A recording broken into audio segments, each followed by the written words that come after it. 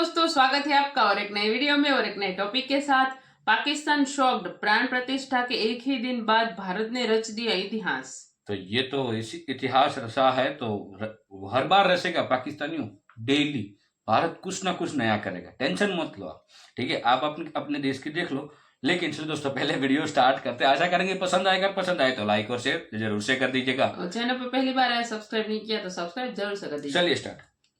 ये एक हैरानकुन और परेशानकुन खबर भी हो सकती है। और ब्लूमबर्ग ये खबर दे रहा है कि इंडिया की स्टॉक मार्केट अब दुनिया की 4th लार्जेस्ट स्टॉक मार्केट बन गई है और हांगकांग को बीट कर दिया है। हांगकांग की स्टॉक मार्केट को बीट कर दिया है इंडियन स्टॉक मार्केट ने। और कहा जा रहा है कि राम मंदिर इंडिया की इकोनॉमी को बहुत ज्यादा बूस्ट देगा। And India overtakes Hong Kong as world's 4th largest stock market. तो कहा ही जा रहा है कि दुनिया भर के जो इन्वेस्टर्स हैं वो खिंचे चले जा रहे हैं इंडिया की तरफ।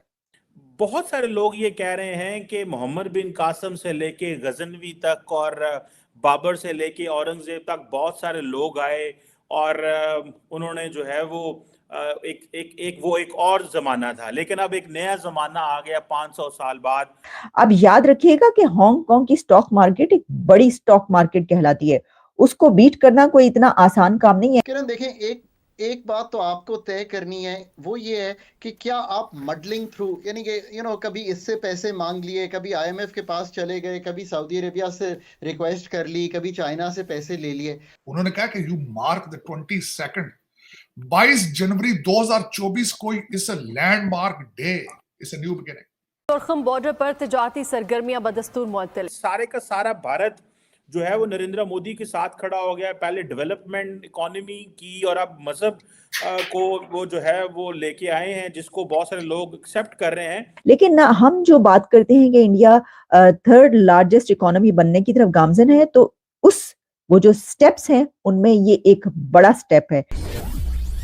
जय हिंद दोस्तों, a very warm welcome to Hindustan special channel. बड़ी खबर निकलकर सामने आ रही है कि भारत दुनिया का चौथा सबसे बड़ा स्टॉक मार्केट बन गया है। भारत ने हांगकांग को पछाड़कर पहली बार टॉप 4 में जगह बनाई है। भारतीय एक्सचेंज पर लिस्टेड शेयरों की कंबाइंड वैल्यू $4.33 ट्रिलियन तक पहुंच गई है, जबकि हांगकांग के शेयर मार्केट की वैल्यू $4.29 ट्रिलियन रह गई है। इस तरह भारत दुनिया का चौथा सबसे बड़ा इक्विटी मार्केट बन गया है। भारतीय स्टॉक मार्केट 5 दिसंबर को पहली बार $4 ट्रिलियन के पार पहुंचा था। इसमें से करीब $2 ट्रिलियन भारत में पिछले साल जुड़े हैं। भारत दुनिया में सबसे तेजी से बढ़ रही बड़ी इकोनॉमी है। साथ ही आर्थिक सुधारों ने भी भारत को दुनिया भर के निवेशकों का चहेता बना दिया है। भारतीय शेयरों में पिछले साल काफी तेजी देखने को मिली थी। जानकारों का कहना है कि इस साल दुनिया भर के केंद्रीय बैंकों के ब्याज दरों में कटौती का अनुमान है। इससे निवेशकों का भरोसा और बढ़ेगा और भारतीय शेयर बाजार में तेजी आएगी। पाकिस्तानी मीडिया भारत के दुनिया का चौथा सबसे बड़ा स्टॉक मार्केट बन जाने से सकते में है। खबर ये आ रही है कि इंडिया ने हांगकांग को ओवरटेक किया है, हांगकांग को पीछे छोड़ दिया है इंडिया ने।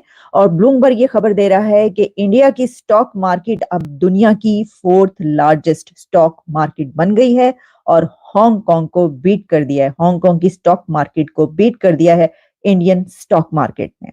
ब्लूमबर्ग के अलावा दुनिया भर के मीडिया आउटलेट्स इस खबर को इस वक्त पब्लिश कर रहे हैं और ब्लूमबर्ग में हमें जो खबर मिलती है उसके मुताबिक ये बताया जा रहा है कि India overtakes Hong Kong as world's 4th largest stock market. इसकी क्या अहमियत है और ये कैसे हुआ, यहां तक इंडिया कैसे पहुंचा, इस पे तो हम बहुत सारे प्रोग्राम्स करते रहते हैं कि देखिए तरक्की कहां पर पहुंच रही है। लेकिन ना हम जो बात करते हैं कि इंडिया 3rd लार्जेस्ट इकोनॉमी बनने की तरफ गामजन है, तो वो जो स्टेप्स हैं उनमें ये एक बड़ा स्टेप है कि इंडिया की स्टॉक मार्केट ने अब हांगकांग की स्टॉक मार्केट को पीछे छोड़ दिया। मैं आपको इस सिलसिले में जो डिटेल्स सामने आ रही बता देती हूँ कि जो इसमें कंबाइंड वैल्यू ऑफ शेयर्स बताए जा रहे हैं वो हैं $4.33 ट्रिलियन, $4.33 ट्रिलियन, जबकि हांगकांग के $4.29 ट्रिलियन की ये सामने आ रही है। लिस्ट किया गया इसको कि इतना फर्क आया है और इंडिया ने हांगकांग को बीट कर दिया है।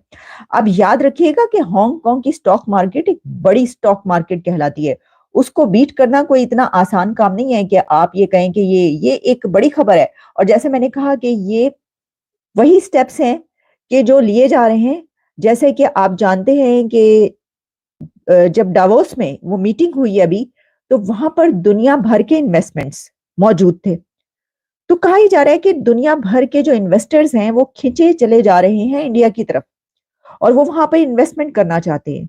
और उनको पता है कि ये अब सबसे ज्यादा तेज रफ्तारी से जो इकोनॉमी, जो कि आदादो शुमार है, जो कि दुनिया के फैक्ट्स एंड फिगर्स हमें बताए जाते हैं, और जो दुनिया की कंपनीज और बड़े इदारे, फाइनेंशियल इंस्टीट्यूशंस जब उसकी रेटिंग करते हैं, तो पता ही चलता है कि सिर्फ दुनिया भर में ऐसे एक क्राइसिस के मौके पर, कि जब कोविड भी था, उसके बाद भी बहुत कुछ होता रहा, जंगें चल रही हैं, 2 बड़ी जंगें इस वक्त दुनिया में चल रही हैं, लेकिन फिर भी जिस कंट्री की इकोनॉमी नीचे नहीं जा रही, ऊपर की तरफ जा रही है, वो है इंडिया।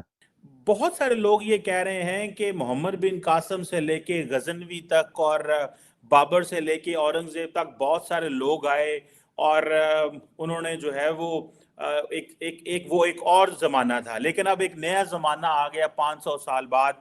और ये जो कंस्ट्रक्शन ऑफ ग्रैंड टेम्पल है, ये उसकी बुनियाद एक रखी गई है। तार साहब, कहा यह जा रहा है कि ये जो अयोध्या है that is going to be Vatican of Hindus, और भले श्रीलंका हो, भले जो नेपाल हो, मॉरिशस हो, बहुत सारे ममालिक के जो लोग हैं अब वो यहाँ पे आया करेंगे। एक पाकिस्तान का भी इसमें मौकफ है, जारी बात है, लेकिन तार साहब इसको आप कैसे देखते हैं कि सारे का सारा भारत जो है वो नरेंद्र मोदी के साथ खड़ा हो गया है, पहले डेवलपमेंट इकोनॉमी की और अब मजहब को वो जो है वो लेके आए हैं, जिसको बहुत सारे लोग एक्सेप्ट कर रहे हैं।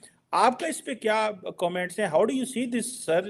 इसको जरा हिस्टोरिकल लेंस से भी अगर मैं थोड़ा चीमा साहब, मैं आज अयोध्या मंदिर जो है उसको डिफरेंट लेंस के साथ आज बात करना चाहूंगा। वो लेंस क्या है जिनसे मैं बात करना चाहूंगा अपने देखने वालों के लिए? मैं as a resident of subcontinent, दूसरा as a Pakistani, as a Muslim, और फिर उसके बाद as a student of law, मैं सारे लेंस के साथ इसको डिस्कस करना चाहूंगा। और इस मैग्निफिसेंट इवेंट, इसमें कोई शक नहीं है। $140 मिलियन खर्चा आ रहा है उस पर।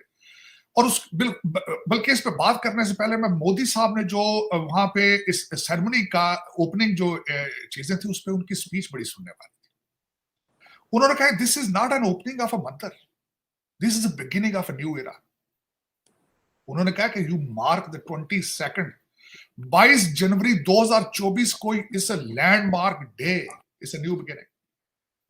और वाकई ही इट्स अ न्यू बिगिनिंग। जिस तरीके से आपने जिस तरह खुद फरमाया है कि ये वेटिकन होगा हिंदुइज्म का। अब मैं सब कॉन्टिनेंट का एज ए सिटीजन होने के हवाले से मैं उस एंगल से पहले लेंस से बात करना चाहूंगा। देखिए, बाबरी मस्जिद बनी, उसके नाम से जाहिर है कि बाबर ने मस्जिद बनाई, 1524 में बनाई उसने। राम की जन्मभूमि 9000 साल पुरानी। आगे चलते हैं कि अयोध्या के अंदर वहां पे एक बड़ा, सबसे बड़ा मंदिर बन रहा है, इसमें कोई शक नहीं है। $140 मिलियन उसमें लग रहे हैं। 7000 लोगों को वहां पे बुलाया गया है।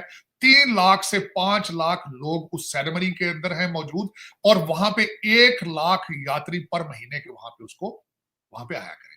वहां पे इंटरनेशनल एयरपोर्ट बन रहा है। आज के मैं आज सुबह आपके सेगमेंट से पहले ये सुन रहा था कि वहां पे 1 लाख रुपया पर नाइट होटल चार्ज कर रहे हैं अयोध्या के।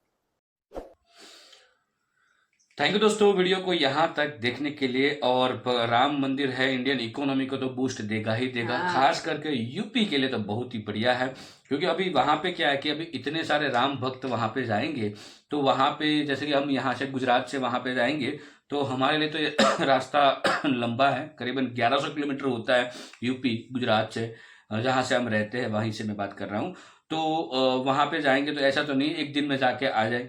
वहाँ पे जाएंगे, भगवान श्री राम के दर्शन करेंगे, फिर घूमेंगे। वहाँ पे मिनिमम 1 नाइट तो निकालना ही पड़ेगा।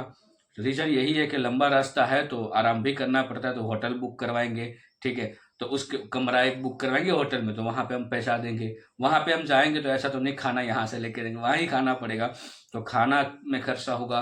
फिर कुछ शॉपिंग करेंगे। अब अयोध्या में जाएंगे और शॉपिंग ना करें ऐसा तो हो ही नहीं सकता, और है ही हम गुजराती, तो शॉपिंग तो बनता ही है ठीक है।